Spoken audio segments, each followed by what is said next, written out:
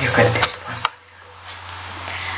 Friends, आपण MPSC अराजपत्रित सेवेच्या कंबाईन प्रीचे 2022चा क्वेश्चन पेपर करतोय आणि त्याच्यामध्ये इकॉनॉमिक्स करतोय. इकॉनॉमिक्सचे जवळपास 10 क्वेश्चन येतात. 10 क्वेश्चन म्हणजे जवळपास 10 मार्क्स होतात. 10 मार्क्स खूप जास्त होतात, त्याच्यामुळे आपल्याला हा सब्जेक्ट निग्लेक्ट करता येत नाही. आपण डायरेक्ट सुरुवात करूया. आपल्या ट्रिक्स अँड टिक्सवर आपला फोकस असतो, कारण की नॉलेज कुठेतरी लिमिट होते आणि जास्तीत जास्त मार्क्स काढण्यासाठी आपल्या ट्रिक्स अँड टिक्स सोबत येतात. हे माझे एक्सपिरियन्स वरून मी हे काढलं. नियंत्रक व महालेखा परीक्षक यांना पुरवणी लेखा परीक्षणाचे आदेश देण्याचा अधिकार असून लेखा परीक्षण अहवाल प्राप्त झाल्यापासून किती दिवसाच्या आत लेखा परीक्षण अहवालावर ते टिप्पणी करू शकतात? याचा आन्सर आहे, तसं हे लक्ष्मीकांत वगैरे मध्ये दिलेलं नाहीये. PYQ पण आलाय की नाही याच्यावर माझं लक्ष नाही, पण याचा आन्सर 60 आहे. हे क्वेश्चन तुम्ही लक्षात ठेवून घ्या. पुढे जर PYQ वगैरे आला तेव्हा आपल्याला लिहित 60 आहे याचा 60 दिवसाच्या. राजकोषीय तूट आणि वर्षभरातील व्याज भरणा यातील फरक काय? म्हणजे डिफरन्स बिटवीन फिजिकल डेफिसिट आणि इंटरेस्ट पेमेंट याच्यातला डेफिसिटला काय म्हणतात? हा आलेला आहे, बरेचदा PYQ मध्ये आला आहे, आपल्या राज्यसेवेच्या मेन्स मध्ये पण विचारलेला आहे. प्रायमरी डेफिसिट म्हणतात त्याला, प्राथमिक तूट. ठीक आहे, 3 नंबरचा आन्सर आहे. केंद्रीय उत्पादन शुल्काची राज्यामधील वाटणीसाठी 7व्या वित्त आयोगाच्या संदर्भात खालील विधाने विचारात घ्या. लोकसंख्येसाठी 25% भार प्रत्येक, हे काय म्हटलंय, वित्त आयोगाचा जो फॉर्म्युला असते ना, यांनी 7व्या वित्त आयोगाचं म्हटलंय. 7वा वित्त आयोग म्हणजे खूप दूर गेले. प्रत्येक राज्याची गरिबीचा भार, राज्याच्या दरडोई उत्पन्न वाढीसाठी एवढ्या टक्का, राज्यातील असमानतेसाठी उत्पन्नाच्या समानतेवर भर देण्यासाठी एवढा टक्का आपल्याला माहिती नाहीये.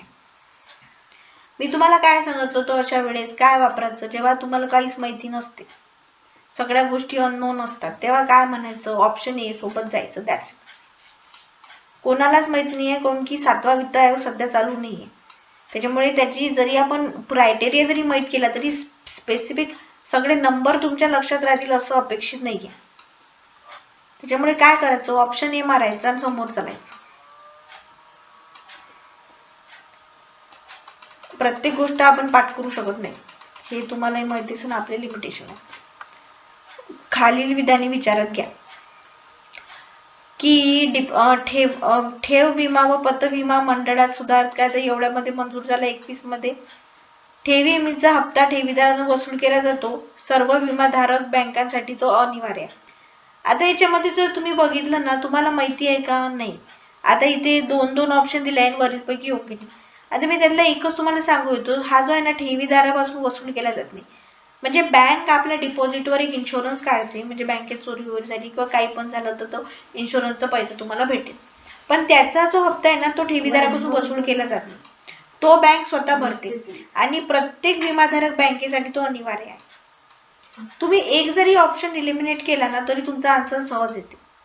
हा क्वेश्चन असताना याच्यामध्ये पण आला होता एमपीएससीच्या मेन्स मध्ये. त्यांनी म्हटलं होतं ठेवीदारातून वसूल केला जात नाही, तर ते बरोबर होतं. ठेवीदारातून वसूल केला जात नाही, तो बँक स्वतः देते. आणि हा अमेंडमेंट ऍक्ट 21 मध्ये पास झाला होता आणि कंपल्सरी आहे सगळ्यांसाठी. नेक्स्ट बघा, संपूर्ण राष्ट्रीय ग्रामीण योजना याची सप्टेंबर 2001 मध्ये सुरुवात झाली म्हणते. ठीक आहे, आपल्याला माहिती नाही. महात्मा गांधी रोजगार हमी योजनेची सुरुवात फेब्रुवारी 2006 मध्ये झाली म्हणते. ठीक आहे, आपण नंतर. नेहरू योजनेची सुरुवात नेहरू रोजगार 89 मध्ये 1989 मध्ये झाली, ग्रामीण गरिबांना फायदा पोहोचण्यासाठी. आता ग्रामीण गरिबांना फायदा पोहोचण्यासाठी हा त्याचा उद्देश नव्हता, रोजगाराचा त्याचा उद्देश होता. हे पहा, कीवर्ड्सवर नेहमी फोकस करायचं. म्हणजे कोणत्याही योजनेचा जो अर्थ आहे, ध्येय आहे, त्याच्या कीवर्ड्स मध्ये. फसल विमा माहिती आहे आपल्याला, पिकाच्या विम्यासाठी आहे, मग त्या गोष्टी विम्यासाठीच राहील. त्याच्यामध्ये ग्रामीण उद्यानासाठी काही असेल का? नाही. फक्त पिकाशी रिलेटेड असेल. रोजगाराच्या संधीसाठी काही असेल का? नाही. त्याच्यामुळे हे जे ना, गरिबांना फायद्यासाठी पोहोचवण्यासाठी ही योजना नव्हती, ही रोजगाराच्या संधी उपलब्ध करून देण्यासाठी होती. आता सी जर ऑप्शन गेला तर आपलं येते A and B आन्सर. हे पहा, मी तुम्हाला काय म्हटलं, मॅक्सिमम गोष्टी पकडायच्या.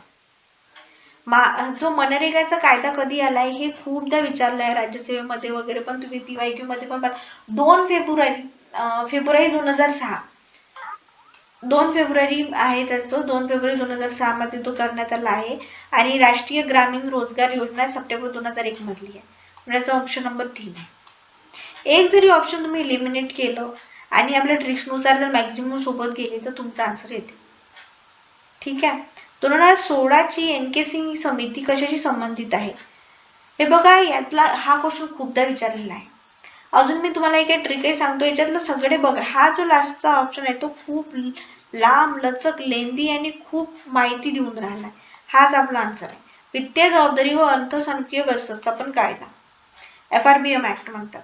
या ऍक्ट मध्ये राज्यांना कसा पैसा खर्च केला पाहिजे, आपल्या बजेटचा जे रिसोर्सेस त्यांच्याजवळ आहे त्याच्यानुसार त्यांनी कसं केलं पाहिजे, किती फिस्कल डेफिसिट ठेवलं पाहिजे, किती रेव्हेन्यू डेफिसिट ठेवलं पाहिजे, यासाठी हा कायदा करण्यात आला होता. 2003 मध्ये जवळपास हा कायदा केला होता. 2009 चे यांना टार्गेट दिले होते. ठीक आहे. नेक्स्ट, भारतात 1980 ते 1985 या काळात लहान जमीन धारकता खालीलपैकी कोणती कारणे आहेत? कोणती कारणे आहे लहान जमीन धारकतेसाठी? आता कारणे किंवा हे म्हटलं परिणाम, मी तुम्हाला नेहमी सांगितलं कारणे परिणाम वगैरे मध्ये ऑल असते आन्सर. ऑल नाही आहे इथे, तर मॅक्झिमम सोबत जा पहिले, मॅक्झिमम पकडा पहिले. तर मॅक्झिमम सोबत गेलं तर काय होईल? जमीनधारकता कमी होण्याचं काय? वारसा हक्क, खूप सारे वारस, वाढती लोकसंख्या हे पण येते, आणि वेगानं वाढणारी संयुक्त कुटुंब पद्धती वेगानं नाही वाढून राहिली आहे, विभक्त कुटुंब पद्धती वेगानं वाढून राहिली आहे. त्यापेक्षा हा जर ऑप्शन गेल्याबरोबर तुमचं हे ऑप्शन चालत जाते, आणि ग्रामीण कर्जबाजारी करा. बस. जेव्हा MPSC ऑप्शन देते ना, त्या ऑप्शनला व्यवस्थित वाचायचं, त्याच्यामध्येच कधी कधी आन्सर दडलेलं असते. आपण घाईघाईत क्वेश्चन सोपा आहे म्हणून सोडून देतो, किंवा खूप जास्त टाइम नसते आपल्याजवळ तेव्हा आपण त्याच्यावर लक्ष नाही देत. पण नाही, क्वेश्चन जर आपण रीडिंग बिटवीन द लाईन्स केला, केअरफुली वाचला, तर आपल्याला त्याच्यातच आपला आन्सर भेटून जातो. राऊरकेला, भिलाई, दुर्गापुरी हे सार्वजनिक क्षेत्रातील 3 मोठे प्रकल्प कोणत्या योजनेमार्फत आले? हा क्वेश्चन एवढेदा आलाय इव्हन आताच्याच पॅटर्न बदलला म्हणून नाही, अगोदरच्या याच्यामध्ये पण बरेच झालेला आहे की दुसऱ्या पंचवार्षिक योजनेमध्ये राऊरकेला, भिलाई, दुर्गापूर झाले. फक्त बोकारो जो होता तो दुसऱ्या पंचवार्षिक मध्ये झालेला नव्हता. याचा आन्सर 2 आहे. कोणते राष्ट्रीय लोकसंख्या धोरण 2000 चे उद्दिष्ट नाही? पण नाही आहे, करेक्ट आहे, इनकरेक्ट आहे, याच्यावर खूप जास्त लक्ष द्यायचं. कोणता याचं उद्देश नसेल बघा, हे सगळे जे बाकीचे उद्देश ना हे लोकसंख्येचे राहते, जसं बालमृत्यू कमी करणं, लसीकरण करणं, दोन मुलांचं छोटं कुटुंब. पण माध्यान्ह योजना, गरीब मुलांसाठी मिड डे मील स्कीम हे त्याचं उद्दिष्टामध्ये नाहीये. तुम्हाला माहिती असेल 2000चं हे धोरण आहे स्वामीनाथन याच्यामध्ये होते, तर हे खूपदा विचारलेलं आहे, याच्यावर बरेचदा क्वेश्चन आलेला आहे. PYQ मध्ये पण तुम्हाला याचे आन्सर्स मिळून जातील किंवा क्वेश्चन्स मिळून जातील, त्याच्यातून पण केलं तरी होऊन जाईल. त्याचा आन्सर नंबर 3 आहे. खालीलपैकी कोणता भारतीय रिझर्व्ह बँकेचा परिणामक मौद्रिकचा उपाय नाही? म्हणजे रिझर्व्ह बँकेच्या क्वांटिटेटिव्हचा मेजर नाही. काय आहे तो? आता bank rate, cash reserve ratio आणि स्टॅच्युटरी लिक्विडिटी रेशो हे तिन्ही साऊंड सेम आहेत. या तिन्हीचा उच्चार सारखाच होतो. हे नंबर्स मध्ये म्हणजे हा रेट कमी केल्याने तो रेट वाढवला जाईल, ह्या सगळ्या गोष्टी म्हणजे क्वांटिटेटिव्ह मध्ये येतात. पण मॉरल सुएशन, नैतिक समजावणी, तुम्ही मराठीत वाचलं तर बरोबर समजते. बँक दर आहे, रोखीव प्रमाण आहे, रोखता प्रमाण आहे, हे सगळे गणितीय भाषा वाटते. पण नैतिक समजावणी हे गणितीय नाहीये. त्याच्यामुळे आपला ऑप्शन 2 याचा ऑड मॅन आउट जरी मेथडने आपण जरी केलो तरी आपल्याला आन्सर भेटते.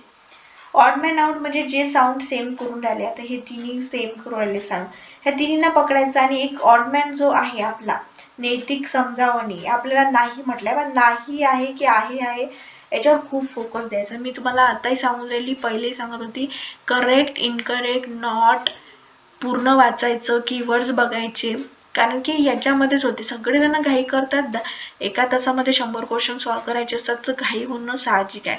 पण छोट्या छोट्या चुकांमुळे निगेटिव्ह मार्किंग मध्ये खूप मार्क्स जातात. आणि मग तुम्हाला तर माहिती आहे इथे 0.5चा पण गेम आहे. त्याच्यामुळे खूप एका मार्काचं नुकसान तर सहनच नाही होलं जात.